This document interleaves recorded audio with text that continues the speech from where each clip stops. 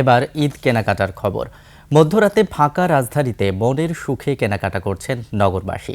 যানজট ও ভিড় এড়াতে রাতকেই বেছে নিয়েছেন তারা, আর ক্রেতা আছে তাই দোকানিরাও থাকছেন গভীর রাত পর্যন্ত।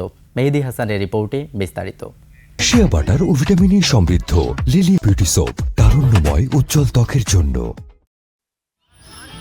ঈদের একদিন আগে গোটা রাজধানী প্রায় ফাঁকা। তখন মধ্যরাতে এলিফ্যান্ট রোডের বাটা সিগন্যালে এমন যানজট দেখে বোঝারই উপায় নেই দিন না রাত।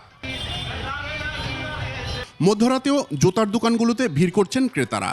দোকানিরা বলছেন রমজানের শেষ সময়ে দিনের চেয়ে রাতেই বেচাকেনা বেশি। যত রাত হবে তত কাস্টমারগুলো বেশি আসে, কারণ দিনের বেলা কাস্টমার সারাদিন রোজা থেকে কাস্টমার আসতে অনেক কষ্ট হয়। সন্ধ্যার পরে কাস্টমার আসে, রাতের 2টা, 2:30, 3টা পর্যন্ত খোলা থাকে। মানুষ হয়তো ইফতারের পর রিল্যাক্সে বের হয়, আর ঢাকায় মানুষ সবাই রাতে ফজরের আগ পর্যন্ত তারা শপিং করে। একই চিত্র কাপড়ের দোকানগুলোতেও। সারাদিন রোজা রেখে হয়তো অন্যান্য কাজ, ব্যক্তিগত কাজগুলো সম্পূর্ণ করে রাতে কেনাকাটার জন্য তারা আগ্রহী হয়। তবে টেইলার্সগুলোর কেনাবেচা এরই মধ্যে শেষ। এখন শুধু প্রোডাক্ট ডেলিভারি। অনেক কাস্টমারের ডেলিভারি আছে টেইলার্সে, তাদের ডেলিভারিগুলো সঠিক টাইমে পৌঁছানোর জন্যই মূলত আমরা বসে আছি। কাস্টমার অনেক ব্যস্ত থাকে, তারা বিভিন্ন জায়গায় কেনাকাটা করে তারপরে যাওয়ার সময় প্রোডাক্ট নিয়ে যায়। ক্রেতারা বলছেন দিনের চেয়ে রাতেই কেনাকাটায় স্বস্তি বেশি। আমরা তো ঢাকার লোকজন, রাতের বেলায় আমরা স্বাচ্ছন্দ্য বোধ করি কেনাকাটা করতে। দিনের বেলায় তখন অনেক যানজট থাকে।